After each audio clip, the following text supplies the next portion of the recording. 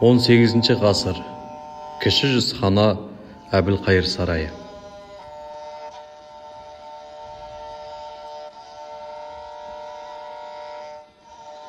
Bismillah.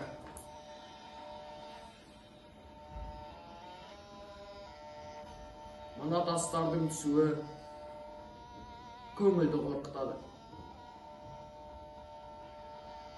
Бұл менің кеше көрген түсім. 21 тас шашылды. 21 тас шашылды. Түсті кез келген адамға жорта беруге болмайды. Әттеген ай, осындайда қасымда Тайлан болар ма еді? Баяғыда буаз әйел түс көрмейтін бе еді? Түсінде екі бөлтірік екемшегін еміп жатпайтын бе еді? Ояна кетіп, абысынына айтса, ойбай, сорлы, сені қасқыр жеп қоя деген демейтін бе еді? Отынға кеткен бейшараны шынында да қасқыр талап өлтірмейтін бе еді? Апа-сапа боп, марқұмды жерлеп қойған соң, әлгі жайды абысына енесіне айтқанда, қап, жүзі қарай, түсті сөйтіп жаманға жорушы ме еді? Ол бейбақ егіз тұл табатын еді ғой, демеуші ме еді? Бұл күндері, бұл жағдайда буаз қатыннан айырмасы қанша? Жүрегімнің басы май ішкендей кілкіп жүргенде, өз балымды өзім жормай-ақ қояйын. Көп болса, Тайланға ат шаптырып, жорытып алармын. Анем. Кең Мырзатай, төрлер.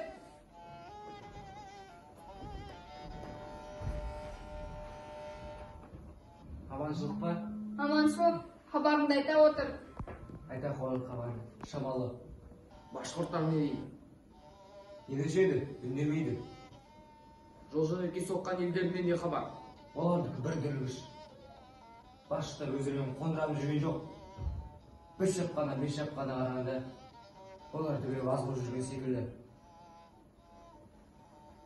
Елші, аттандырамыз деп жатқан жылан құйрығын өзіміз бастық. Қол қосырып, алдына барасың, қанша менде аттай ғой. Патша да қайдағы жайдағы өткен кеткенде есіне түсірген шығар. Ішкен жегенімізді мұнда сығып алатын болды ғой. Енді құтылғаны деп, орыс жермен алыс кетпесек, іргемізге де тыныштық бола қоймас. Торғайында, ырғазында тастап, ұлты басып кетеміз дейді. Жә, жолаушылардың хабарын айтсашы. Оларда хабар болса, өзіме айтайын ғой. Сол баяғы қаншу. Патша оларды елге жібермей ұстап қалыпты дейді. Апа, қымызыңыз бар ма? Қатал келдім. Қымыз сапырыңдар, қымыз алып келіңдер.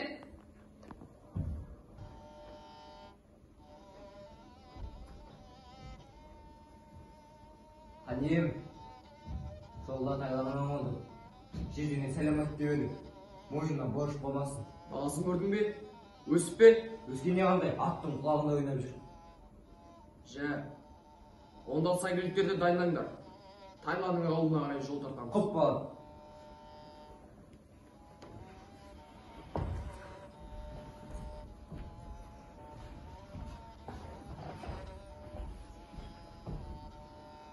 Ауыл сырты, Тайланның ауылы. Алыстан ат дүбірі естіледі. Кім болды екен? Барып келші.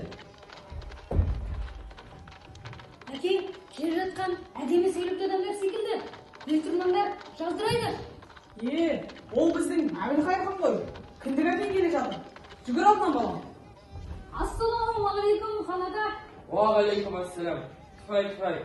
Қысатын өріп қартая берген осы екен ғой. Міне батыр, жарайсың. Танығаныңызға шүкір. Қош келдіңіздер. Сусап келген шығарсыздар. Үйге жүріңіздер. Қымыз сапырып берейін. Тайланның үйі. Әбілқайыр төрге озды. Әуелденде қызылды жасыл жиһаз жиып, дәулет қуып көрмеген батырдың үйі кейінгі кезде тіпті жұтаң тартыпты. Жолдан келдіңіздер ғой. Қазір қымыз сапырып жіберейін. Андан келеміз. Мынау жездемнің баласына келген сыралғысы. Көңіліңе рахмет Мырзатай. Тайлан аға, жұмыстарыңыздан қалмаңыз. Біз кетпемейміз деп тұрайын. Мұның дұрыс болды Мырзатай.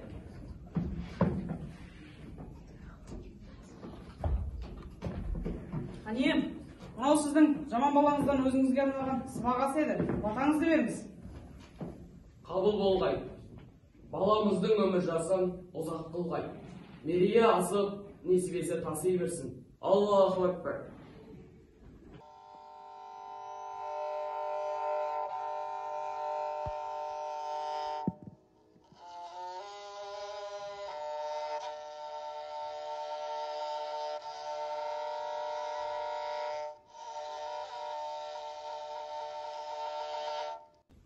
Сыңай мүшелік болып қалған секілсіздер ғой.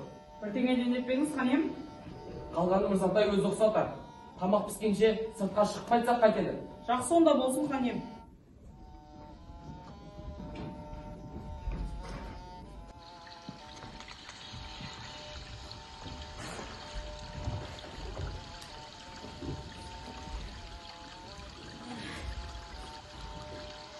Я, қанем, таластырғалы келдің бе?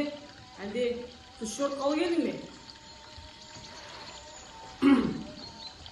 Басы 5 әліп, ортасы 8 әліп, аяғы 8 әліп. Босағасымен жүрегі тең түсіп, қалғандар шілдің болмағанда шіліп жатқандар. Не деуші едім?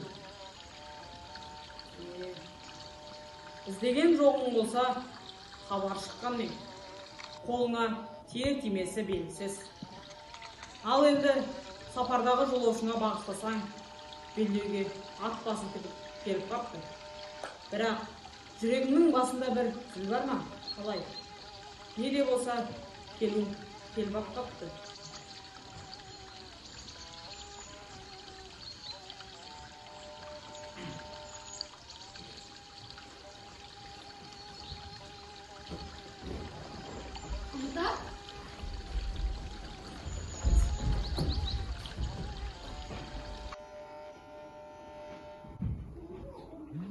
Ұлы жүз, ұлымын деп, орта жүз, ортамын деп, кіші жүз, кішімін деп кішілігін танытса, ел болу үшін бірлік қажет. Мен кішілігімді танытып, 300-дің басуын қосуым қажет. Егер де 300-дің басы қосылатын болса ғана, сырттан келген жаулардан сақтана аламыз. Негізі, Тайлан дұрыс айтады. Кіші жүз ханы Әбілқайыр бас болып, ұлы жүз ханы Тәуке, орта жүз ханы Әбілмәмбет 1726 жылы Ордабасыда күш біріктіріп, жоңғарға қарсы соғыс ашуды жоспарлады. Ордабасындағы сол баталасу бәтуалы болды. Жоңғарлардан ел азат етілді. Одан кейін де ұлт басына нәубеттенді. Қазақ талай мәрте қару ұстап атқа қонды. Ұзақ жүріп, тайталаспен, жанталаспен жүріп, тәуелсіздікке ие болды. Ордабасы тауы қазақ елі үшін береке бірліктің бастауы іспетті. Бұл тауға зиярат етушілер жаратушы құдіреттен еліме, жұртыма, әулетіме, отбасыма береке бірлік бер, заманымыз тыныш болсын, өміріміз бейбіт болсын деп тілеп барады. Әнем, рұқсатты. Рұқсат, кел. Мына отырған халық күтіп қалды. Сонда халық не дейді? Халық игі жақсыларынан жақсы өсіме кетпейміз дейді. Ал, игі жақсылар, жақсы сөздеріңді аямаңдар. Ел бірлігі туралы 3 ауыз сөз. О, әлеумет. Қалай осы? Жылқы біткен көп кісін есіп кеткен жоқ па? Әйел біткен көп кісімсініп кеткен жоқ па? Ел шетіне дүр жетсе, атынан жылы банамын болар. Көк соғыттың қатын, көк найзан баламын болар. Жастық пен кәрілік туралы не дейсіздер? Үй сыртында төбең болса, ерттеулі тұрған атын ғой. Ел ішінде қарияң болса, жазулы тұрған хатын ғой. Жалқылдайды екен деп сөкпе жастықты, бәрінен шыққан дегін сол. Қалқылдайды екен деп сөкпе қарттықты, ертеңгі жетер шегін сол. Жомарттық пен сараңдық туралы не дейсіздер?